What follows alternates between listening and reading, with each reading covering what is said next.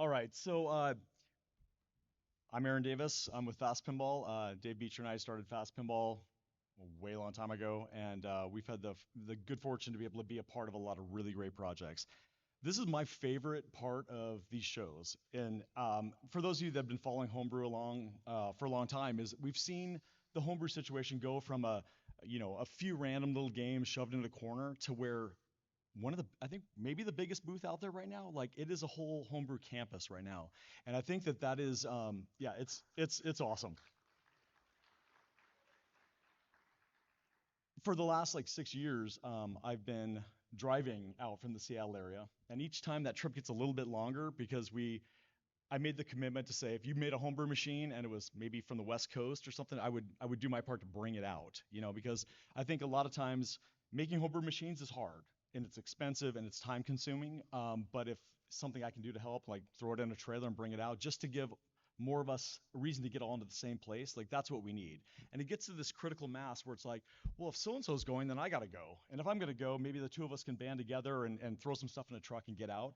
So these panels now have turned into like how do we it used to be like three of us up here and we talk about like, oh, I use Fusion 360 and MPF and all that stuff to like make pinball, but now it's like there's so many of us. So I spent this morning trying to figure out how to wedge in and acknowledge all the games that are out there, and then also focus on some of the projects that people are excited about talking about and stuff like that. So I know it was just another homebrew panel before this, so here comes a whole bunch more homebrew.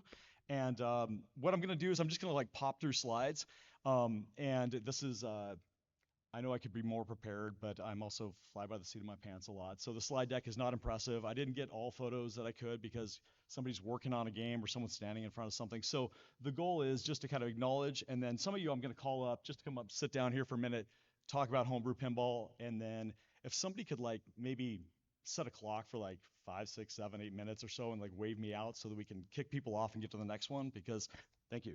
Because last year we had an hour and I thought we'd be done in 40 minutes and we didn't get halfway through the list. So we got 90 minutes this time and we got at least the same number of games as last year. So let's get started. So the first thing I was doing is kind of going through, we recognized this morning that we have homebrew veterans now. These are the games that have been around long enough, been to shows multiple times.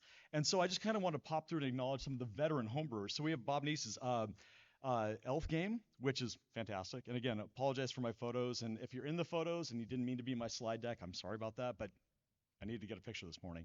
So we have Elf here.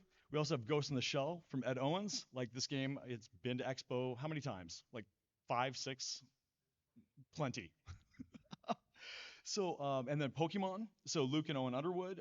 This game we've seen evolve. We've seen it go from a whitewood for years and then come back. I think last year was the first year like in full artwork on the playfield. Looks fantastic.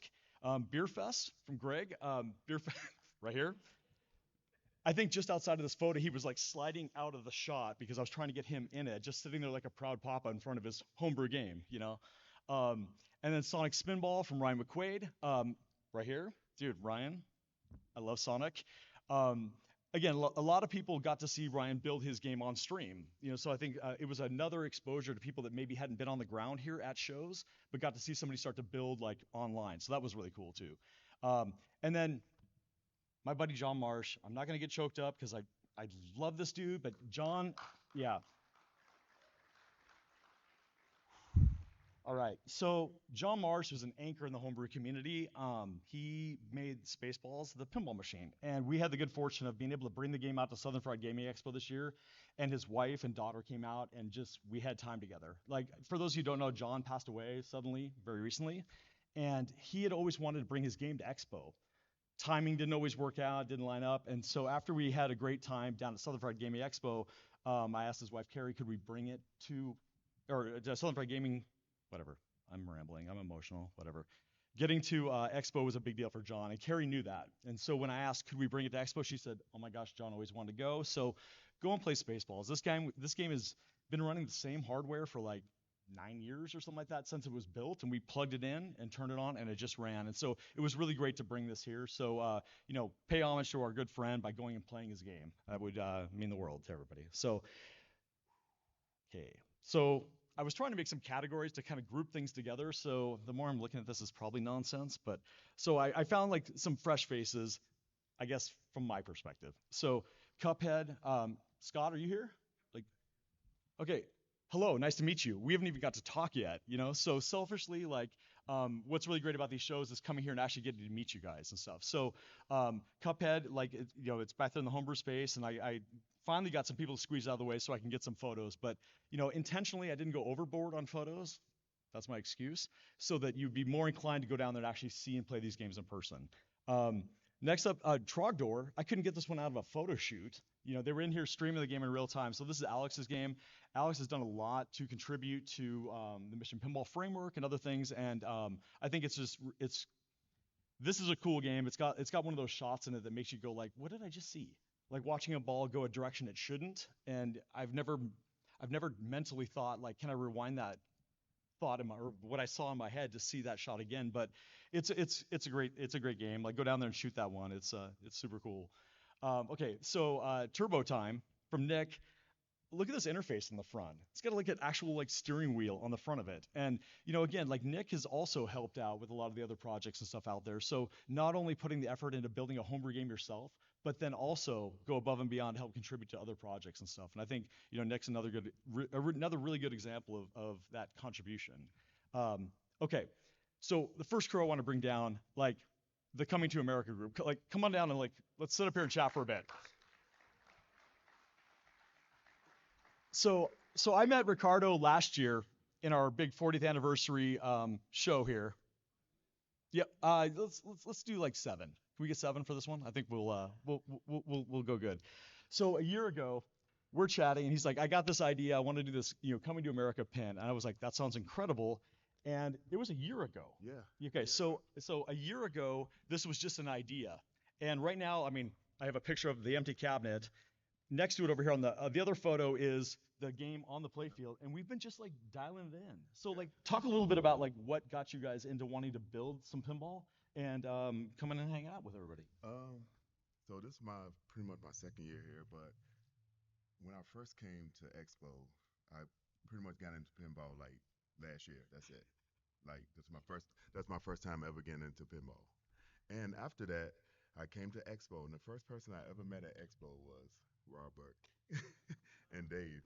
Well, he was right here. But these are the first two people I met, and then he introduced me to everyone. So he introduced me to Fred Young, Okay. and met him, cool guy, rest in peace. Then I'm walking around, and be honest, I came to Expo just to route games. Sure. I wanted like to buy 10 games, 15, put them in the brewery, make some money, Okay. do a league. Right. Walking around, I'm seeing all these games. I'm like, wait, hold up. Why is no minority games here? Like, where's my Prince? Where's my Michael Jackson Thriller?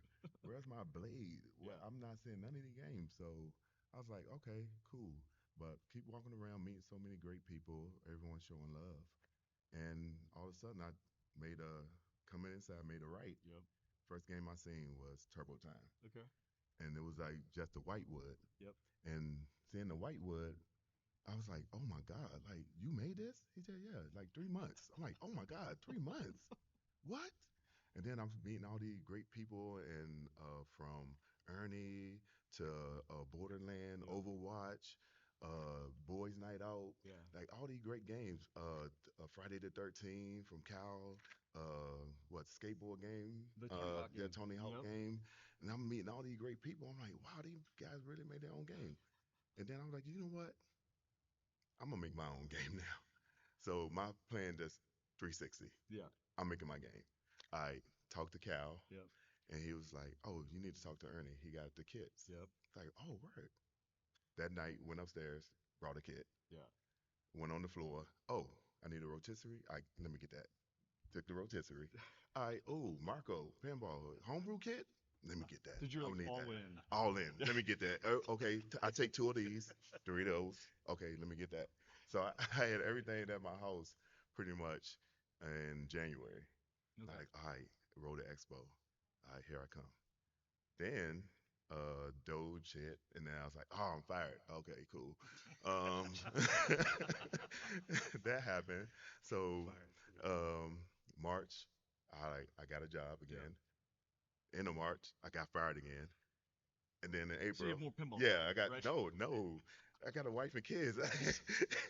So No you're pin- responsible. yeah, Based. I'm responsible. So no more pinball time. Right. So anyway, April started. Pretty much all the Discord, Hmm. Slack group, pretty much everybody that's like a community. Yeah. You think about it, I've been talking to y'all guys for a whole year. Yeah. Everyone in here, like in the homebrew Yeah. community, I know all you guys for like a whole year. Yeah. These my friends now. Dude, the homebrew I space came up online. and hug you. Yeah, dude, it's like Yes. the best place in pinball. Like I Yes. wake up in the morning, have a cup of coffee, and just see projects getting built and all Yep. that exchange. It's motivating. It's encouraging. You Yes. know. And on top of that too, none of my friends, my brothers right here, none of them seen pinball before. They're like, what the hell, pinball? Oh, They still make those? Yeah. we played them as, as children, but Right. being introduced to it on a level of building one from the ground up was the most interesting part. We've known Ricardo for years, and he has a tendency to get into projects, new projects. He loves to learn. So when he started doing this, from just the outside looking in, it was like, all right, another project he's into. Right. But seeing him get the machines and everything and moving forward, it was like, oh, this is a real thing. And seeing him in the basement, we call it the headquarters. There you go. We would come in and pitch in what we could, and then we find ourselves deeply invested. He did buy two machines. Yep. So, what? A Ninja Eclipse, Okay. first Yeah. game, and John Wick. And John Oh, Wick. right on. Yes. And So and when I'm seeing the John Wick artwork, I was like, oh my God, I need this artwork. So I got Randy Martinez to help me out with that, and the fact that he's seen the movie even made it even better. It wasn't just like start a homebrew. It's like go all in. I mean, All like the yeah. full dress play field. I mean, it looks incredible. And I think that like usually people will like use that I guess full dress play field as that cherry on top afterwards. It was almost became like a guiding light for like the project you're working on. Like Yeah. if the art's that good, the game's got to be that Yeah. good. Yeah, Right? yeah, If yeah. not, if the game don't work, then hey, we got a pretty Yeah, it beautiful art looks piece. good. Yeah. Beautiful artwork. Yeah, On the yeah. wall. Yeah. Well, and even too, so getting to the show, I mean, you weren't even finished yet. No. You know, I know that's stressful to be like, I don't want to roll in here half baked and stuff like that, but You we can say got that. half ass. Yeah. Dude, we got that on the rotisserie, Yes. and we've just been tinkering the whole time. I And, mean, like, and I think people also love seeing us working on it. Yes. 'Cause everyone come up, ask questions, Yeah. and helping out. Oh no, you need to do this. You Yeah. need to do this. Actually, if I hooked up my machine at home, I would have blew up my machine. Yeah. Cause I ain't have no diodes on none of the cores. Yeah. I was like, it's just the little things, you know. I If didn't know that. Dave Beecher standing over your shoulder, Yeah. like, Dave, yeah. it's all Dave's right. been Oh, tremendous. yes. Like, Or Lynn coming over. Nah, you can do that. Do that. Yeah. Do this. Like Yeah. everyone came over to help, so it was everyone, great. Yeah. everyone is chipped And then in. Cal comes by. You finished yet? Finished? Yeah. All right, come on. Let's Okay. get. Okay, so we could talk all day about this Yes. stuff, right? But I think that you brought up a good point. Like when any of us are sitting there tinkering and crimping and cutting on things, assume that you can come and chat. Like if you're really Yes. bothering us, we'll say like, "Can I get a minute, please?" But it is very cool for people to walk up to your project, and it's a reason to start a conversation. And I want you know? them to. Yeah, Yeah, talk. Yes, let's have this conversation. Yeah. So Because we're all yeah. learning and we're willing to give the knowledge we learn onto you as well, if we can.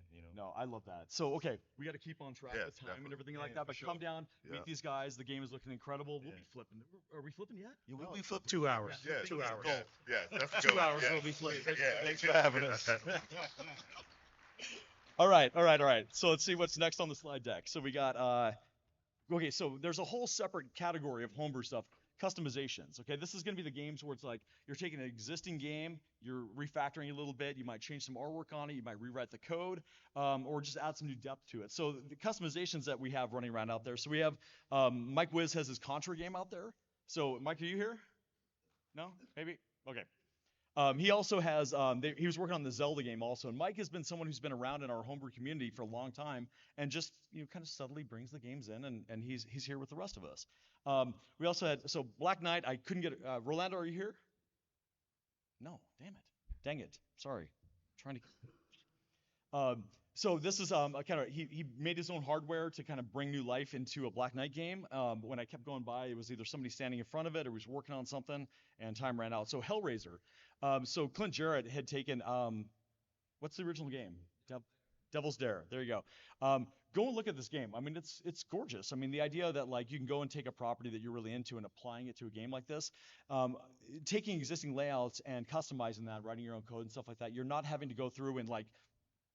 Side note, I think I'm preaching to the choir. Is it everybody in here all homebrew people? And I'm talking about like, let me tell you about homebrew as if it's something you guys don't already know. But the Hellraiser game, I mean, the art package on it's incredible. If you're needing inspiration for a game, just walk around the homebrew space. You think that you put everything into your game, and then you walk by somebody else, and you're like, geez, like I feel like the bar is being raised every few steps you walk through the homebrew space. Um, and then Greatest Showman, Lisa Sue, Jeffrey, are you here? Okay, quick side story. I love these two. Like they had come, it was a similar story to the Coming to America game. It was like they came, they wanted to make a game. Lisa convinced Jeffrey to do the build if she would write the code.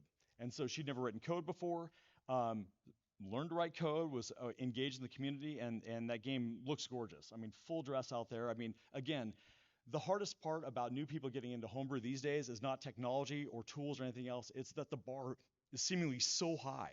These games look incredible. And so these two are super awesome and definitely go and play that game.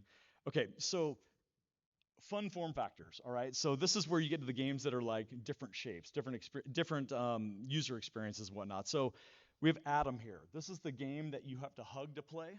So it's forcing you to get in close and play this game, and it's incredible. It's all 3D printed setup, but it's definitely something that like to walk up and experience a physical kinetic game experience in a different form, and Atom is a very top notch example of that.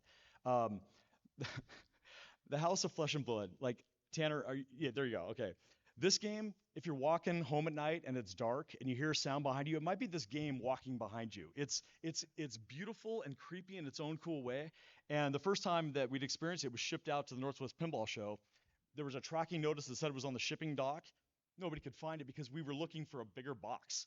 It was in a small little box in the corner of the background. But this game is super fun. You're standing over it and you're going, this is so simple. And you keep playing it over and over and over again. And it's actually got, you can see on the right side here, you can actually shoot outside of the cabinet. Like, what do we call that? It was like an outer cabinet orbit or something like that. Like you're playing and you see the ball go up against and then out and around. And it's, I mean, again, fun form factors. Like this is a fun little game for sure. And then freaking BMO. Like Anthony Van Winkle made BMO. BMO wrote in the back seat of my truck on the way out here. And so anytime it would be rattling, we were like, BMO, shush. And this game is super, super cute. This was one that, like, as we were getting ready to see who was coming out, I think this was the top requested game to say, can we get BMO to Expo? Because people seeing it online, very curious, fans of the property, and it is just such a cute little form factor and stuff. So BMO is adorable. Anthony also, we brought out his Mass Effect game. I didn't get a photo of it in time. It was funny because the game I think was still in my garage since the Northwest Pinball Show, and we had a friend of ours who wasn't able to come out at the last minute. And I said like, can we bring Mass Effect? And he's like, I think it's still in your garage. So yeah, so it was road ready. We brought it out here, set it all up, and seems to be doing great. So there's my voice. Okay, form factors extending into the head-to-head games. Okay, so Battle Stations. This game has been around for a few years. Brian, are you here? Yeah. So been around for a few years now. A project with Brian and Connor. So I've known Connor since he was like a little guy, and I think last time I saw him, I was like, "Who's this dude?" I think he's taller than me now. I mean, it's this project.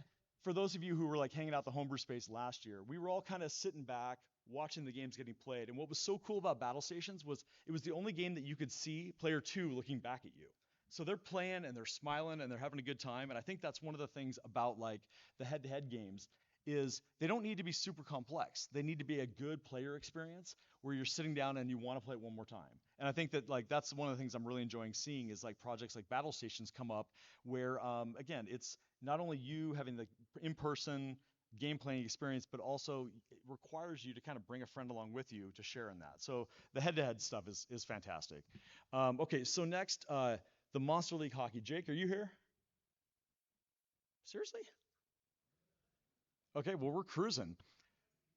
So Jake Danzig, this is he'd done the Dukes of Hazzard game in the past. So Jake's approach is to kind of get a good team of people together to execute on like what his idea and vision is for the game. And so with the Monster League Hockey, I mean I had to literally say many more because the team was made up of like the people who built the Saw game in the past, and then others involved doing artwork, music, all sorts of things. And so the Monster League Hockey game, again, it's that head-to-head form factor, and it's one of the games that's closest to where I'm sitting and cutting wire and stuff like that all the time. And it's fun to see people getting really into that game and having a good time playing it. So the Monster League Hockey one, definitely go and play that if you haven't gotten a chance to. It's definitely it looks super good. Okay, Steamboy Willie, Craig, are you here? Come up here. Okay, so this is also a fun part about these shows. So we did a quick introduction before we got here, but I said we're done talking because we need to have the get to know you experience like right here in front of everybody. Come sit down. Do I have to sit like right next to you? No, you need to take the mic right there. Okay, so we met like what 45 minutes ago, hour Yeah. ago. That's about it. So this game, this is one that like you've been working on this for a while. So Tell us about it. originally, I made it. I started about 6 years ago with the original version of it, Okay. and then I did some other home brews, and then I jumped back in because I really felt like it wasn't right, it wasn't done, and so I created an upper play field and lots of little mechanics and some new game modes and stuff like that. Uh, it's whenever it works, it's beautiful. I mean, it is beautiful. And what was so cool? So as I was trying to take a picture of this, I snapped a photo, and the person next to me goes, "Whoa, whoa, whoa! Take another one. Wait for the steam." So you can see on the top, it's actually got steam coming out of the top up here. I mean, that's fantastic. Yeah, earlier today, it actually had steam coming out from the bottom. Really hot coil. Oh no. Yeah, it had a coil burn out. So if you go play it and you shoot up to the upper play field, I'm sorry about the diverter. Uh, Apologize now. It'll be fixed tomorrow. So okay, so you mentioned you've done other homebrew games. Yes. So maybe elaborate a little bit on that. I did during COVID, I did a machine about my family, and it was Okay. our Dungeons and Dragons campaign that we did during COVID. And so it's a real kind of emotional in the sense of Hmm. it's my music, and my family did their own call outs and their own voice Okay. acting in it, and each one of us have our own characters, and the playfield is decked out with the miniatures from our actual game, and it also the neat part for you nerds out here. Hold on. We're the nerds here. Sorry. You know what? I did that earlier, and you said you can't call them nerds because we're trying our best to be cool.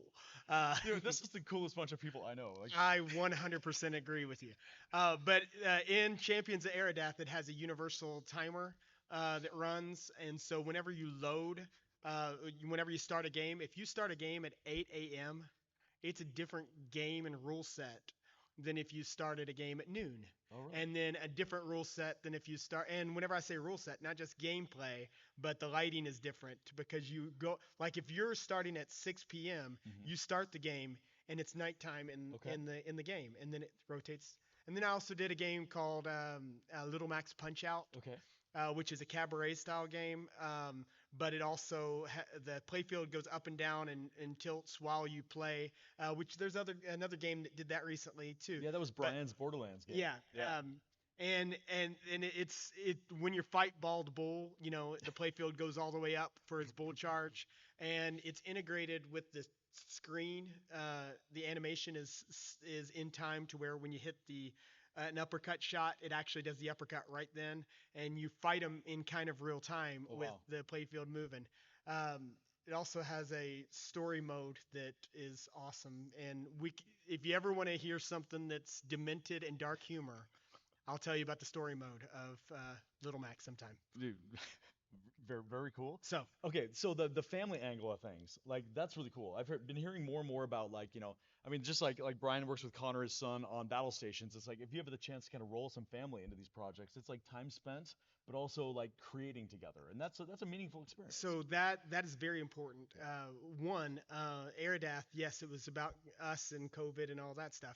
But doing Steamboat Willie 2.0, I actually had my mom and my dad work heavily on this. So my dad did all of the mechanics, the neat little things. I would say, hey, I want to do something. I want to do this. And he'd go, I don't know, Craig. And then like a day later, he Mhm. sends me a text message saying, hey, I figured it out. Yeah. Let's do it this way. You're crazy, but now I'm inspired. That's So, exactly yeah, what he does. totally. And then my mom did all the stencil artwork to make it Oh, look wow. old timey.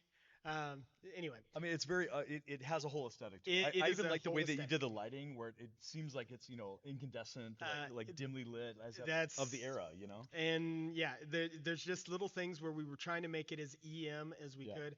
And yes, the steering wheel does work on the front. It does incorporate into the gameplay. Okay. But it's been fun.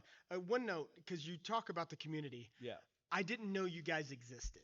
Okay, and I want to be honest about that. And that's what I think's been amazing is the fact that whenever I did the first build of Steamboat Willie, I wanted to do a pinball machine and I built it. Yay, hooray. It, and I took it to a show all by myself. No one else was around. No one else was home brewing, or at least I didn't know anyone else was home brewing. And then I found Jake's Strictly Custom Pinball, Yes. and I'm like, hey, there's some other guys out there. And so I started posting my stuff on there. And so I've learned some of your all's names through that. And then I get here, and there's like our own, like someone called it a midway of It's like a compound almost. It's yeah. like we're just everybody. and here, I've gotten like- to hang out and drink bourbon cherry slushies with you guys. I don't know what you're talking about. And because I don't use fast pinball, but you guys are really persuasive. Okay. Because God. as I'm trying to fix things, I feel like I have to, with my $7 thing, I've got so many cuts on my fingers from this show. Yeah. So you may have just converted me. I'm just saying. That's awesome. I don't know what to say. Okay. I think we're Yeah, good on time. you're on Okay, it. we need to move on. But dude, great to meet you like in real time in front of all of our We'll talk friends more. here. Yeah. Yeah. All right. The invaders, Tad, come on up here. So we just met again. This is the new friends category here. So we just met like a few hours ago this morning.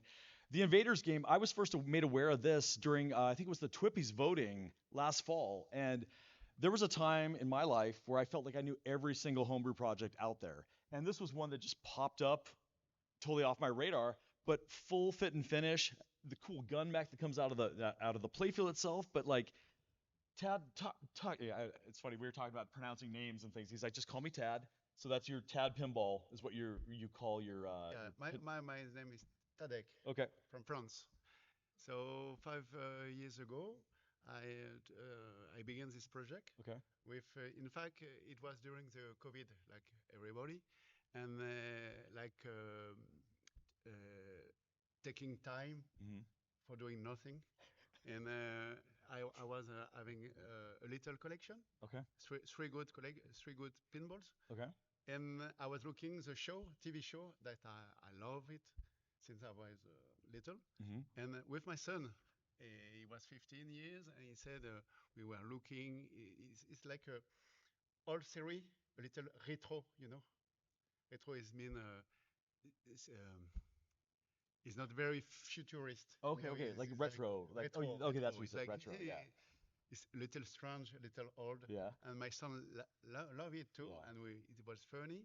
And he said, "Hey, Dad, you should make a pinball like this." And you're like, I love you. I say, "Yeah, why not?" Yeah. And I started because I was a graphic designer. Okay. You And- can tell. Yeah, I was a graphic, and he made the graphic very simple. There is two sides. This side with blue and red, Okay. it's him. Okay. It's him, and I did the other side. And I began, and after I say, okay, it's cool. So what do you do for continuing the project? Okay. I say, I must having somebody doing the code, Right. informatic. And Yeah. in this stuff, I'm zero. Okay. For me, it's like Chinese. I don't understand. Well, I mean, everybody's hard part is different. You come into it like strength and graphics. I mean, you clearly have like a vision for what you Yeah, want it to look like. Yeah. Being able to share that specifics with others that want to participate. I think that sometimes there's a lot, especially on the engineering front, a lot of people that are very good mechanically or with software, but if you clearly have a vision for what you want to make, Yeah. people dive in to help out and be a part Yeah. of a project like this. The first thing I begin after the graphic on the side and the back glass is the UFO on the topper. Okay. The topper is going up and down 30 centimeters. Today it's not working. I don't know why. I have to open it, but I'm tired. And there's people playing it constantly.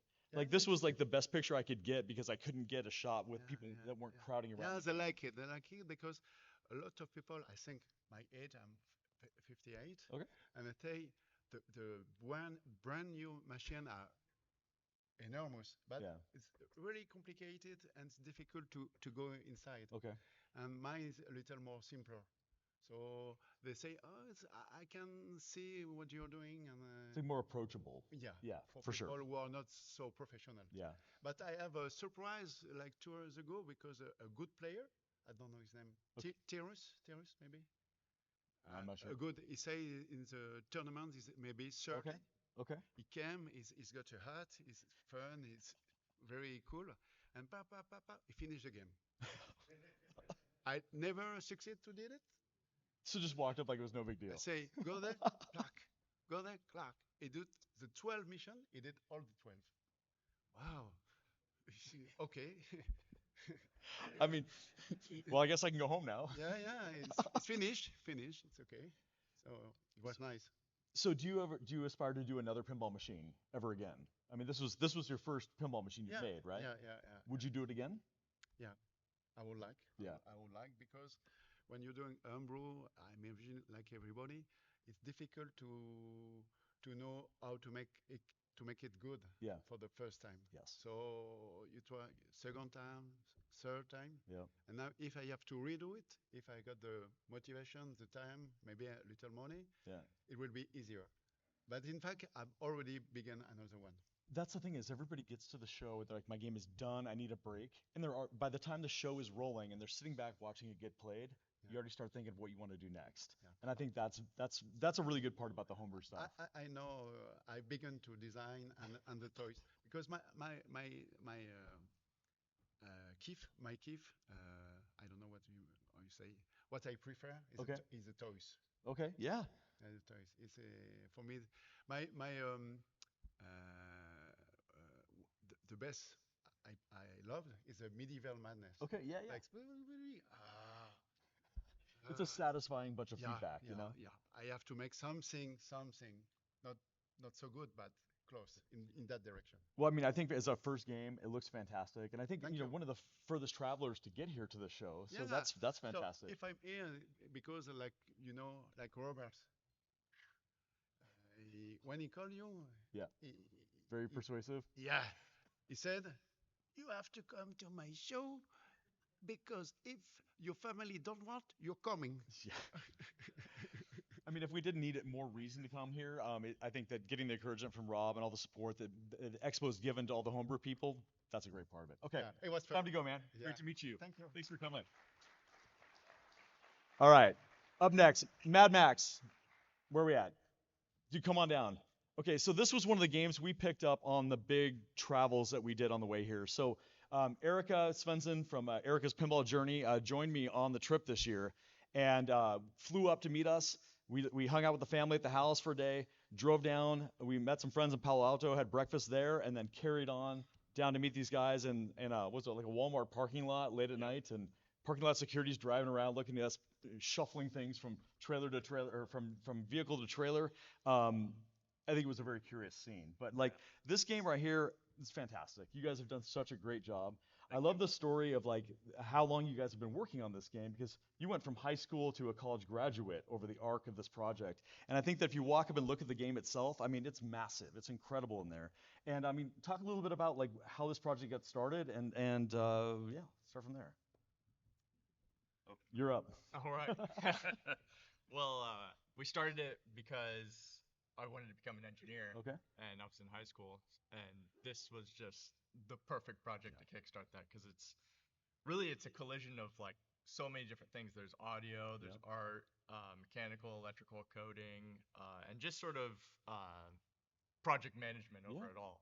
So it was just the perfect project to like jump into that, and then we really didn't expect it to go this far. It's sort of a addicting cycle where you're working on one thing and it either turns out better than expected or worse than expected, Sure. but either outcome you keep working on it, and it causes you to work on other things until everything sort of balances out again, and it just keeps going and going, and eventually you just have to put a deadline and pull up to one of these shows with the machine. Yeah. Yeah. I mean, like I think that like the thing that's it's interesting hearing you talk about it from like the whole like I mean we talk about pinball being a STEM class in a box, you know, Yeah. all those disciplines. But it's interesting looking at it from the project management side of things too. I've never heard somebody describe it that way because it really does take coordinating a lot of different efforts creatively, like mechanically, like I mean, there's a lot that I could see applying into like future career stuff. Like if you can manage this little microcosm like complexity world into something that you could potentially get jobs for, things like that later on. You got a resume out there and you put pinball on it, and that's going to stand out. You know, it becomes like, tell me about this pinball project you have. So, I mean, Nate, like, what was your big contribution to this thing? Like, there's a lot of really great stuff in that game. Like together, we came up with the layout. Okay. You know, there were certain things that, you know, he would be like, has to have an orbit, has to have a plunger. He didn't want a button plunger. Right. He very about the feel of, you know, classic pinball. So It you're has to have keeping the these certain- traditions, like Yeah. locking Yeah. it in, where it could be engineered out. It's like, no, we got to shove this tradition into the game. That's Yeah. super cool. And we kind of came up, you know, with the layout together, but I like made all the pieces Yeah. and did most of the bolting of it. He helped with the bolting of it all together and Right. making the stuff and wiring, and then every line of code, GUI and everything is Justin. With the right direction. Sure. But I mean, you get some accountability going back and forth. There's like somebody does something really good in the game, it like forces you to kind of like raise up a little bit with other contributions to the game, and that feeds on itself. And I mean, this game, like, you can see it here a little bit. Like, it's got one of the most massive toppers in a game that I've seen, and like that's again, it blows smoke. I mean, it's pretty impressive. So, I don't know if anybody or if everybody here has come up and play it, but one of my favorite things about this game that I was super inspired by is like what you did on the apron. So being able to take player feedback and map it to, you know, an auto console kind of dashboard looking thing, I thought that was super incredible. Like, so where'd that idea come from? So when we had the artwork done, he has a friend that he was in a band Oh, with. that's right. Yeah. Yeah, Miles. He does artwork professionally for Okay. like video games. He also does it for like band covers and stuff. So Nice. he plays pinball too. So he knew the mission. He knew what to do. But you know, we had the whitewood with all the LEDs laid out. You know, we went in all these modes here, and when we showed him it, he was like, "What? There's no room for any of the art. We got to move this all Where around." do we put the art? Yeah. What do you mean art? There's nothing there. So we moved a ton of LEDs to the apron, and then it just kept going. We just Yeah. kept adding LEDs to the apron. You know, everything that was like a mode thing. You know, if it wasn't associated with a shot, it went to the apron. Okay.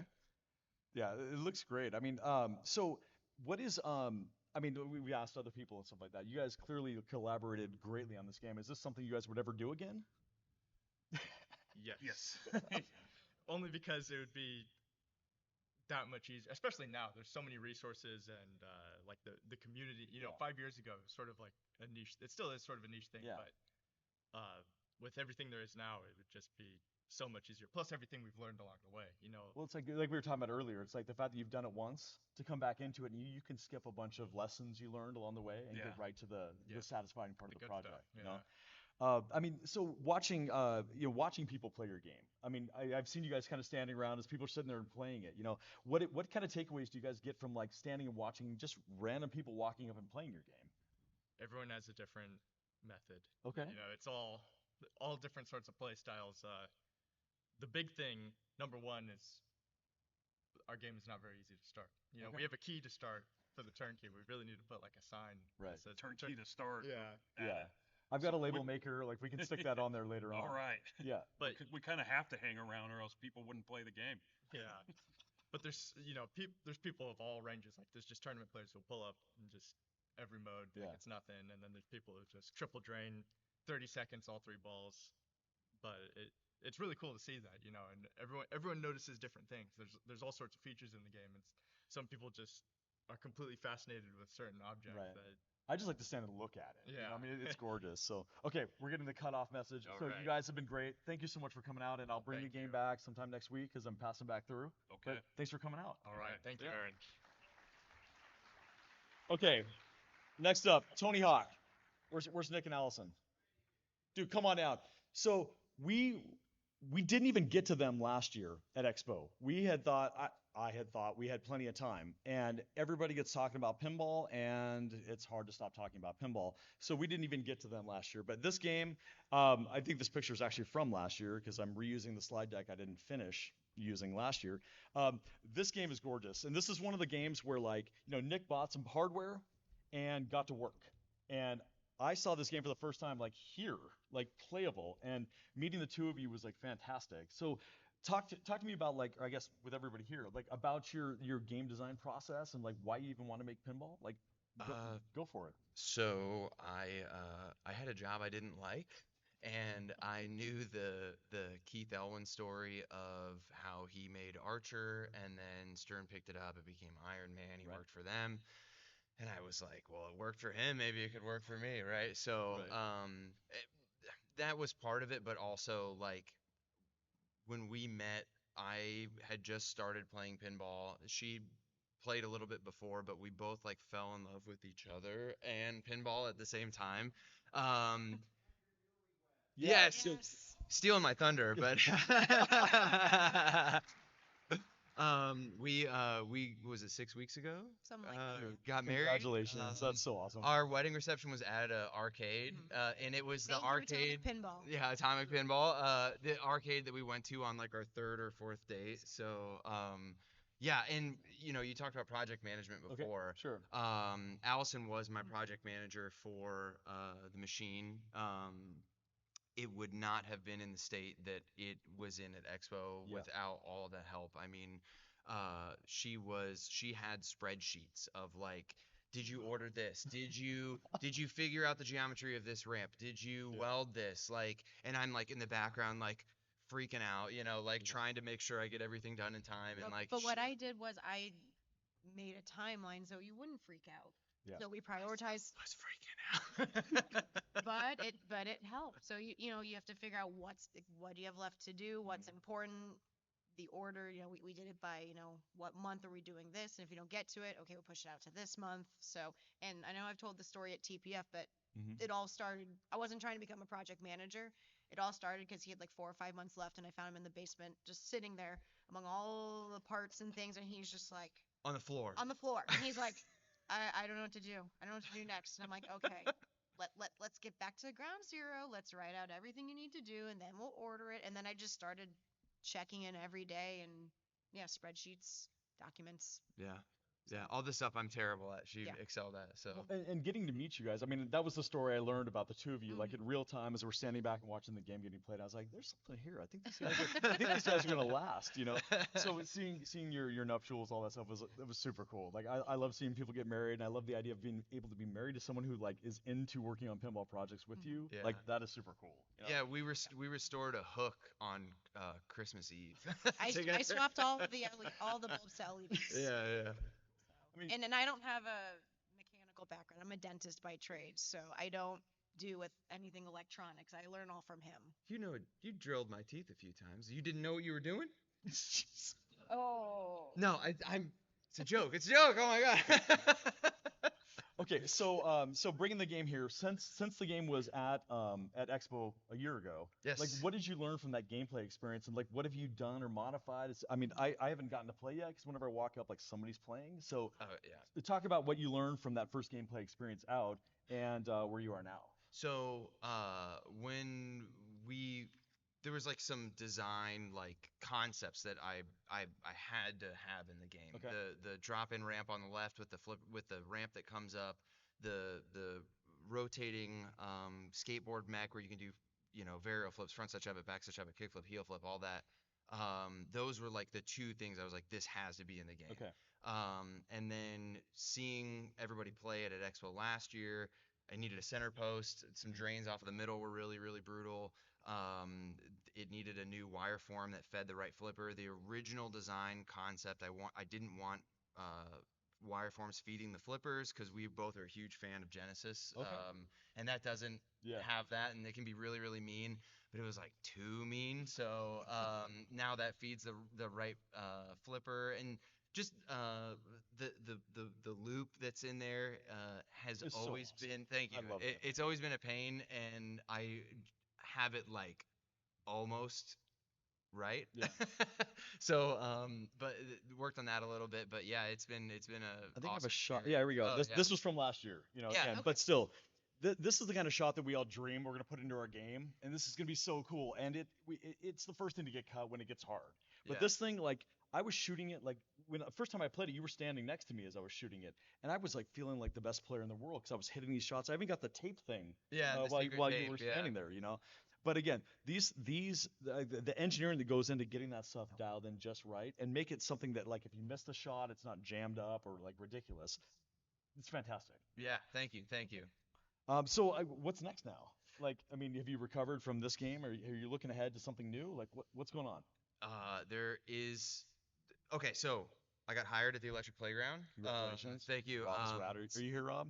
I don't He's see probably him. working. Like He's working, probably working yeah. the mood that I should probably be working too. But I got hired at the Electric Playground. It's been awesome. There is another game in the works that is unlicensed, so I don't have to battle would be that. sweet. It's something that's near and dear to my heart. And if people thought that this was extreme, the stuff that's going on in the next one is Well, I mean, I again, like you as a first game, this was your first game. first game ever. Yeah. Yes.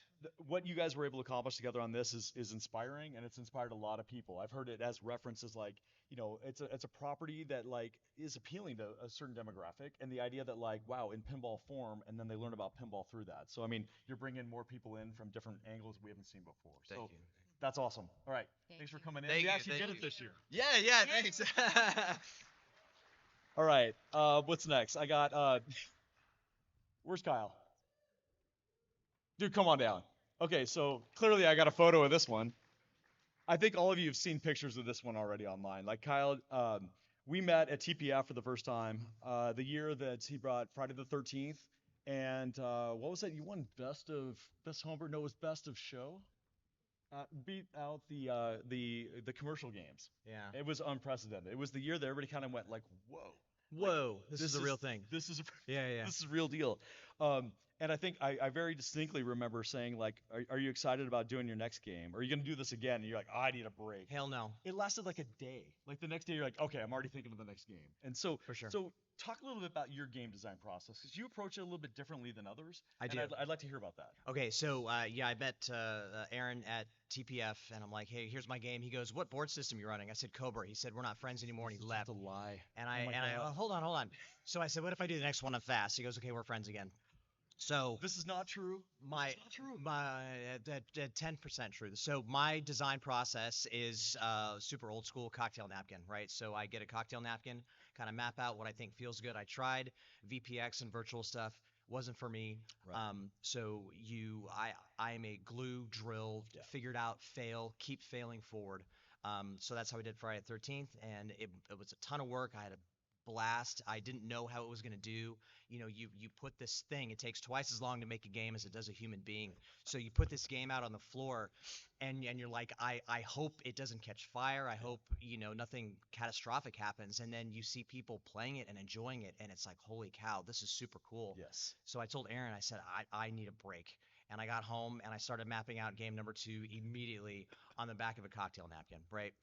So how I did Big Trouble was the same as I did Friday the 13th. I mapped it out on a cocktail napkin. I had a very strong idea in my mind of what the game was going to do, how it was going to flow, where I wanted the art.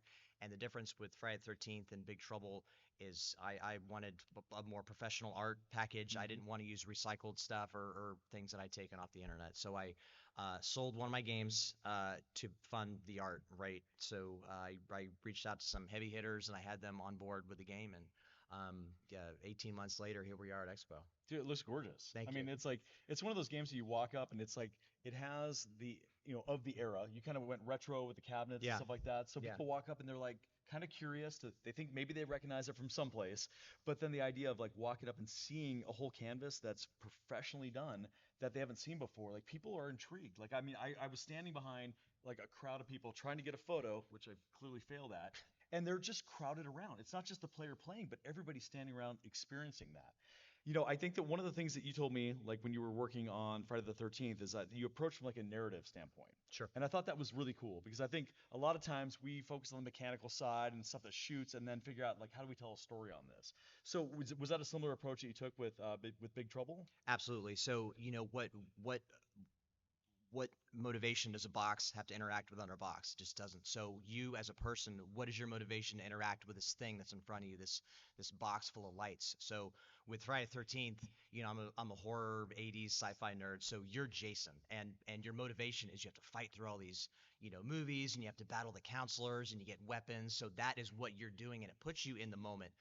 With Big Trouble, I went the other way. You're not the bad guy, you're the good guy. Jack Burton, if you've seen the movie, he's the idiot sidekick, right? But in the game, you're kind of the hero, right? So what do you have to do? You battle monsters, and you do magic, and you kind of do kung fu stuff. So what you're doing in the game is what he was doing through the movie. And I wanted to put the player in the perspective of the main character. So as soon as you hit the start button, you hear that truck go.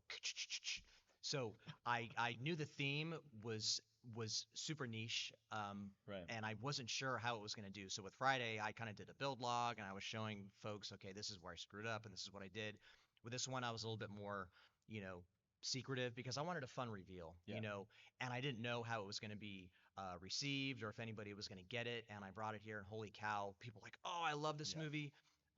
And just really putting that art and the presentation over the top to a theme that really identifies with a lot of people was important to me. And I'm glad that I'm glad that people are digging it, and I had a great time putting it together. It's interesting. Like some of these more like niche films.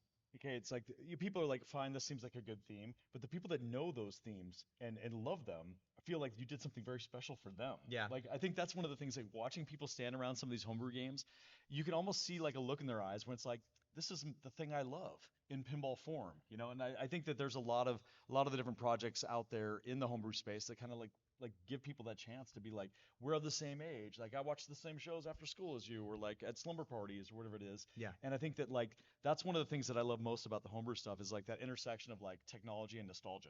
I've been saying that like all weekend, and it's For like sure. it is a fun thing to like learn new tools, build some new things, but then also like go back to a place where like life was easy, pairing it with like a Yeah. project that's super hard, and Yeah. it's just it's an interesting combination. And to find that personal connection is challenging because everybody's different. Mhm. People grew up with different things, different eras. Pinball spans, all different decades. So the things that are compelling to me are different than what are Sure. compelling to you. So I think the theme that connected with most people are probably folks my age, maybe plus or minus 10 years, right? Like, oh, my dad showed me that movie, or I saw that movie, or I've never heard of this, but it looks fun. I guess I'll try to shoot it. Or that movie was stupid, but the game is okay. So you just never know. The best thing you can do is if you identify with it and it's something that you can look at for a year and a half, 2 years, Right. 3 years, then put your heart and soul into it. Hopefully people enjoy it. Well, I think also too, I mean, it's like you go out there and you see these projects that people put so much time and energy into, Yeah. and it is inspiring. When you're working on your own project, and sometimes you hit roadblocks and things like that. I think you brought up a really good point about what's going to keep you interested and going forward and stuff. And there's always like push and pull from the idea of like original themes versus existing IPs and stuff like that. And I think that like that's one of the areas where if it's, especially if it's your first project, using something that has a storyline that already exists and you can focus on the engineering side, Yeah. I think that helps move that project along. For sure. But again, like I think that there's a lot of different ways to get in and build pinball. So, dude, There you go. thank you for coming out. Thanks for having me This is again. awesome. Appreciate it. All right. See ya. Love you, man. Oh my gosh, we are like, I think we're ahead of schedule. This is incredible. Okay, so I was expecting to be out of time by now. So I think how much time do we got left? We got, oh geez. Okay, so this was going to be the fast forward point where I'm like, and these guys and these guys and these guys, and we're done. So we're going to bring some more people up. So Harry Potter. Okay, let's talk about this for just one quick second. How great is homebrew pinball when I could make Harry Potter like a quick bullet point at the end of my slide deck? Like this game is incredible. Where's Kyle? Are you here? Dude, come up here. Like, come on down, man. Okay, so hey, you know what? Like, we're gonna freewheel it. This will be fine. Okay, so I had first met Kyle, like seeing this game be developed and stuff, and he was posting a lot of pictures and things like that of like all the renderings, everything else he had going onto the playfield. I had a rare chance where like I was between shipments of hardware coming in. I literally had like a week and a half of nothing to do, and I said, "Hey, I got some frequent flyer miles. Like, if I flew out, do you have a coffee table I could sleep under, and maybe we could do some wiring? Because like that, the wiring would have been insane. There were so many things in there. I wanted to help in a way I felt like I could help. And I think his response was like, "I'm a grown ass man with a job and a house. You can use the guest room." And we came in, and it was a great experience. I mean, going to visit Kyle's house, if he invites you to come over, it's like a dude spa. I mean, he smoked a brisket. We drank plenty of bourbon. Like friends came into town. Like, Plenty of bourbon. plenty of bourbon, and it was a really great experience. But like this Harry Potter game, it's incredible. It definitely falls into the category of like homebrew is getting too good. It's ruffling feathers. It's getting all sorts of unexpected attention. So talk to people about why you wanted to make this game and like how just I'm out of words. Like talk about it. Well, I grew up with the Harry Potter franchise being a big part of my life. Yeah. Like I was of the age when the series was coming out and watching the movies, and I didn't really read a whole lot of books, but I listened to the audiobooks these days, right? Yeah. It's easier for me. I can't read. Dude. But I really wanted to do this theme justice because it was such a big part of my life, and I wanted to build a world under glass, like a true world under glass. It's truly. I mean, it's very literal. Yeah. But also all fits together under there. Yeah, I mean, my philosophy was like, why do we have to operate within the confines of a standard cabinet? If you want to build the world and add that dimension, why can't you add extra depth to that cabinet? Why do you have to have a traditional back box? Why can't you move the screen down and render a backdrop behind the profile of the castle? Yeah. Or behind the profile of Quidditch? But I also wanted to create some magic, like true magic mechs that you haven't seen before, like the playfield, the Quidditch pitch playfield will raise up and down with stepper motors. The flipper raises with it, the spinner raises up with it, and you're going to be shooting through the hoops. Yeah. I've got the magnet rail underneath, kind of like Mist multi-ball, right? Yep. Just wanted to create that magic, and every single shot has a different possible outcome. Well, and I think that like so as far as like those constraints that like commercial pinball has to have for mass production, all that kind of thing, this project being like made for you, I mean you took it even further into like the cabinet itself. I mean one of the things that like people have been talking a lot about is like your exterior. I mean talk about the cabinet lighting stuff that you've worked onto this because it's pretty special. Yeah, so I have integrated lighting in the cabinet walls, 620 RGB LEDs in the walls. The code isn't for most of them yet, but there are footprints that you will see light up and follow the Marauder's map around the perimeter of the cabinet. And then eventually, I'll have the code there. There's PCBs sandwiched in the walls, and it's a two-way RGB LED. So you can have stars on the outside that shine through the vinyl and stars on the inside that light up the night sky surrounding the whole Hogwarts environment. And it's gorgeous. I mean I think that like making this game the game that you want it to be. I mean, it's not only just like a good project to have, or like an homage to a property that you've loved, but also too to show off your your engineering skills, and also, I mean, the renderings, everything like that you've shared along the way, like it was not just like cocktail napkins or whatever some of us also use to design their games. Kyle. How many cocktails did you have, by the way? I mean, that game is incredible. But no, I mean, I think that what was really cool is like you had a very clear vision of what you wanted, but it wasn't like hacking and slashing and working your way through. No. It was done as if it was like a professionally done machine. Yeah, and I started in visual pinball to get a flow and a feel that I kind of wanted. Right. And then I'd heard through like Jack Danger that translates pretty well to a physical machine, so I was able to export from visual pinball just a DXF, and then remock it up in Fusion 360 and actually physically 3D model the whole game to make sure everything meshes. Right. Because there is so much going on in it. I can't just like, oh, I want a pop bumper here. It's, oh, I want a pop bumper here, but it can only be at a 5-degree angle to fit around these other 3 mechs. Yeah, and I think that's one of the areas, like, as we've been, like, with all our fast boards and stuff we've been generating step files. And I think we would find when we didn't have a step file, when you're like, I need this board in a step file. So being able to drop those into the models or the CAD that you're making, it's useful because, again, like, you can put mechs all over the place, but if you already committed to have something else there, is that idea really critical to be in the game because of all the shuffling that you need to do? I mean, how many times did you like have to shift things so minor, but the butterfly effect being so massive? Oh yeah, after last expo, there were things that I wanted to change in geometry to make the shots just feel clean and satisfying. Like if you hit a shot, it shouldn't rattle. Right.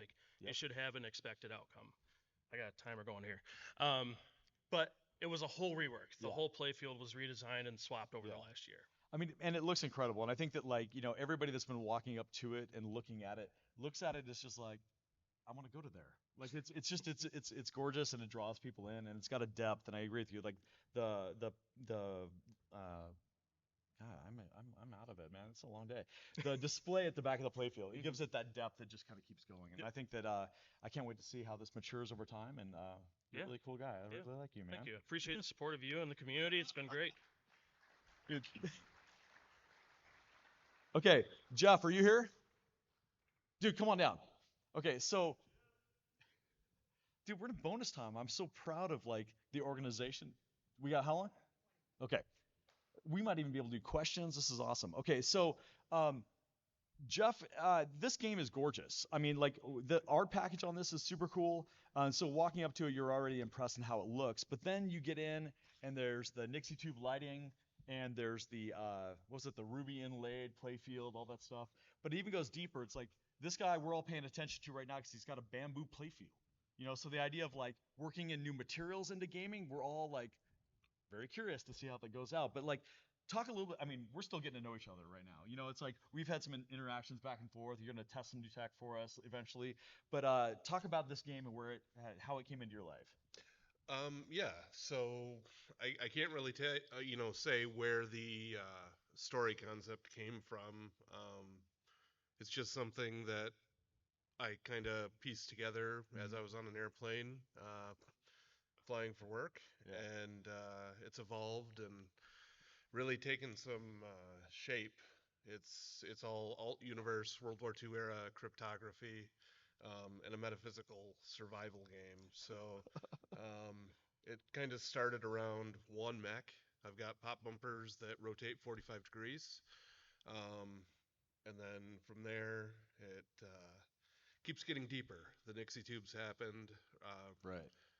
and it's been a blast. So like with this I mean, the art package on is incredible. Like, who did the artwork for this one? So I hunted. I found somebody on Fiverr. Okay. And it was a long conversation back and forth about who Frank Miller was and why you should know who he is, and let's draw some inspiration there. And that really set the color palette. The color palette by far defines the way Yeah. this game looks. It and has an feels. aesthetic to it. I mean, it looks really Yeah. cool.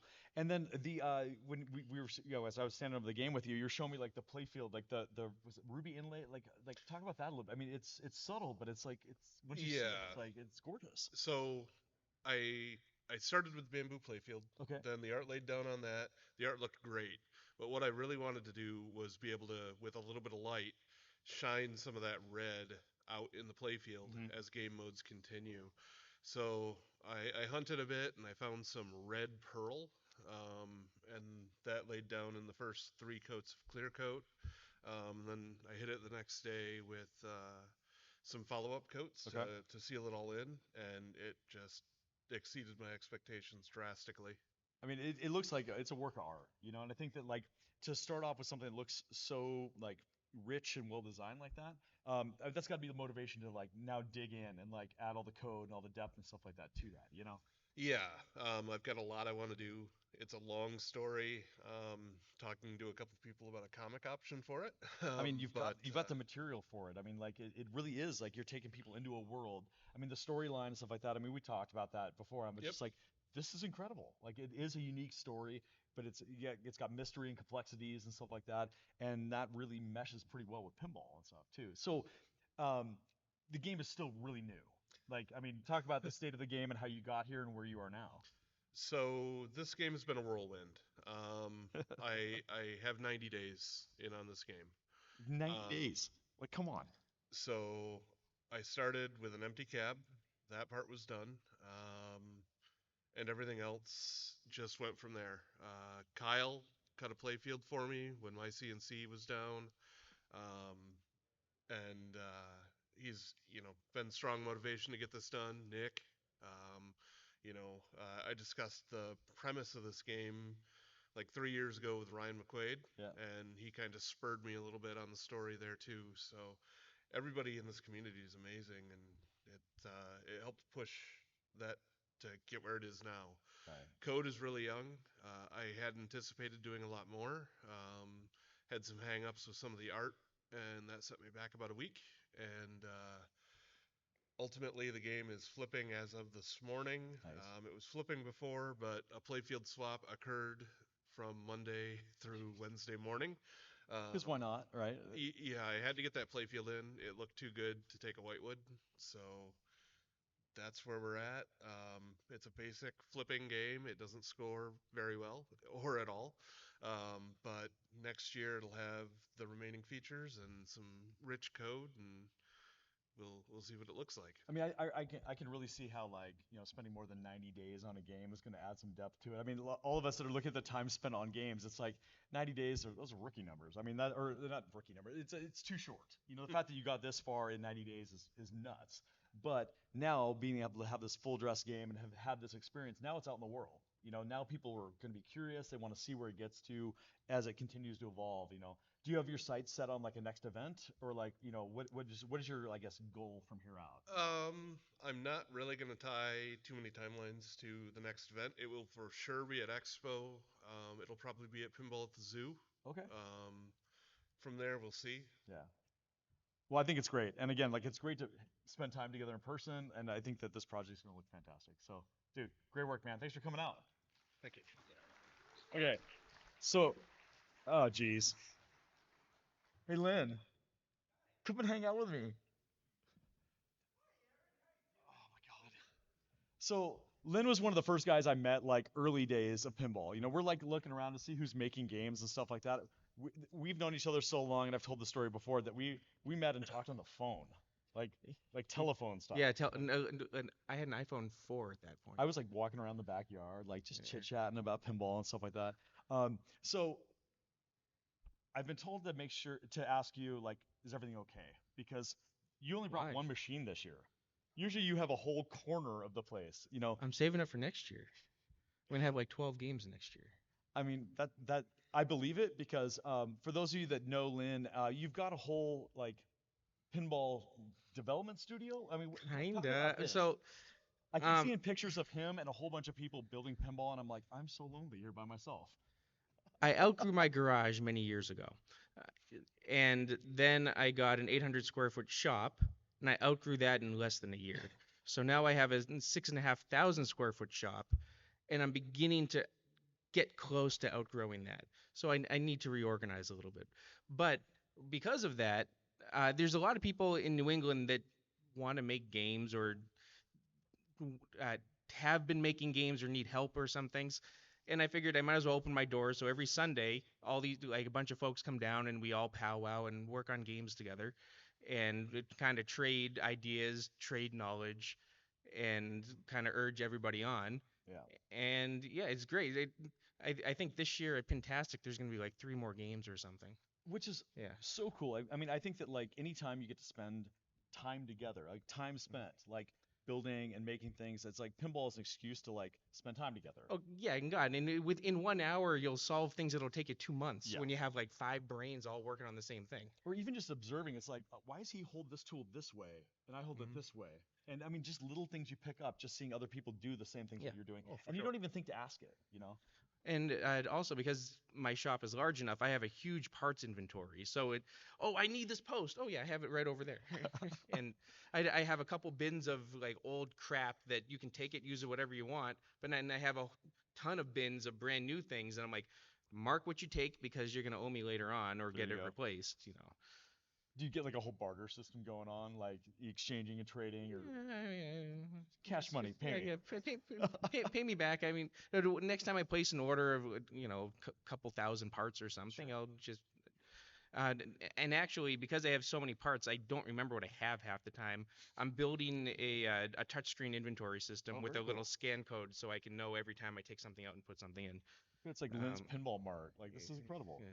So, like, the people that as you're going to events and you're meeting people that are interested in pinball, like, how are they connecting with you from the level of, like, I want to go and spend time with you at your shop and building? Like, how does They see me online or some shit. I have no Okay. idea. And then they recognize who I am and say, I want to do that too. And I'm like, all right, sure, come over. Right. So I mean, like, how many people are there on the regular basis these days? Every time I find anything Typically, online, there's a new face that I hadn't seen before. right, because I usually try to post when there's lots of people there. The crowded More often than not, there's at least like myself and Sam. Sam is actually here, but not here. He's here. You'll see him. We all see Sam. Well, no, he's got bright blue hair going around. You'll see him.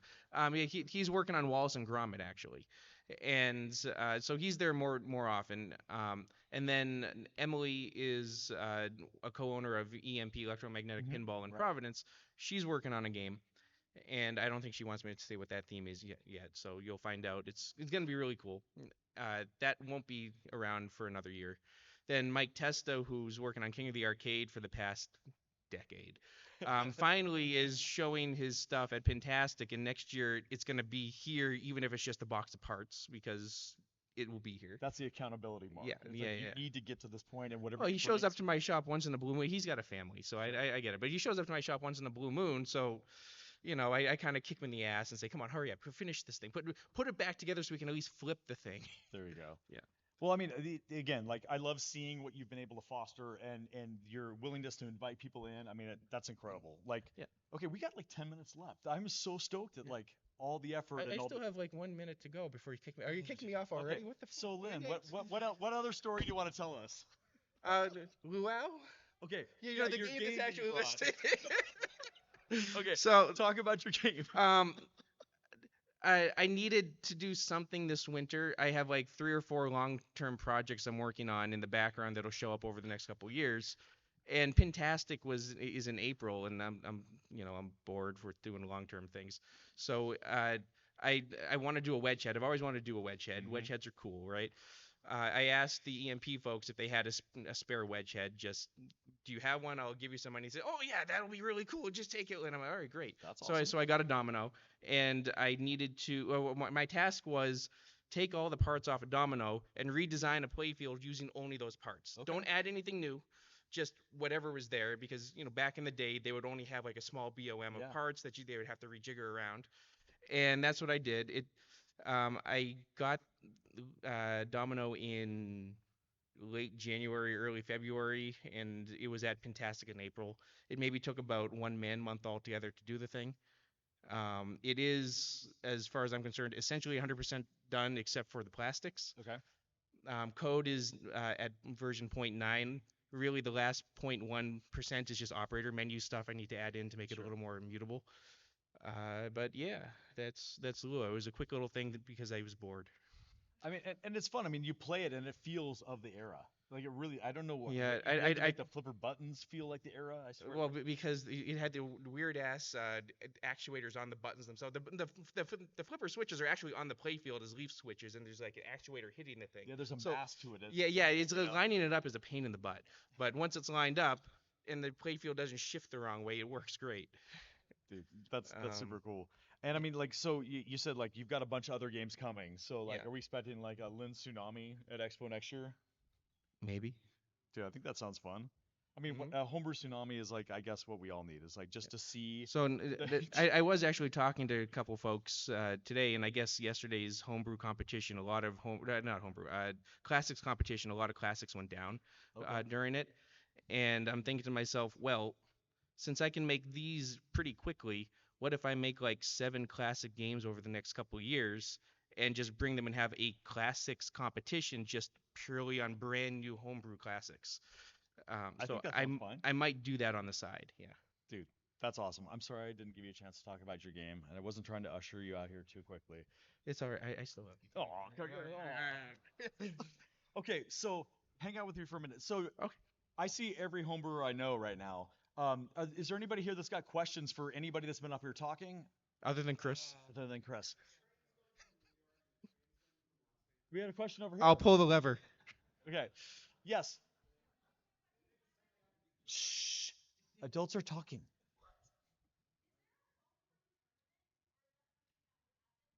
I could probably. I have like 6 games I could probably bring as a homebrew I tournament. think it should happen. I mean, Some people have been playing them with leagues, like my games in leagues and tournaments and things. So I mean, it is a curveball. I mean, nobody can. I mean, it's less likely to be prepared with a game. It's everyone's getting a first-time experience with it, you know. But we have heard like some of the guys that have doing homebrew games have been able to take them out for these kind of taster experiences, and I think that's pretty good. That has been done here at Expo in the past, where Okay. a custom game was revealed as the finals game for the Oh, really? flip out. What game was it?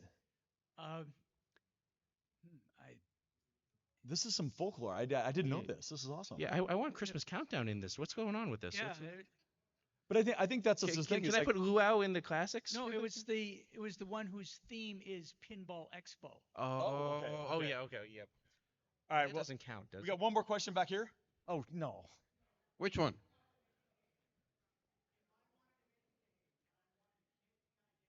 Yeah. Okay, so come by the homebrew space. I mean, there's a lot of a lot of starting points out there. Ernie Silverberg has got his Trident pinball kit. I think Ernie finally joined us here. Oh, there you Jump are. up and down, Ernie. Jump Dude, up and hold down. on a second. I didn't even get There to you go. Ernie. Shoot. I had all these other slides here I didn't get to. That's not important.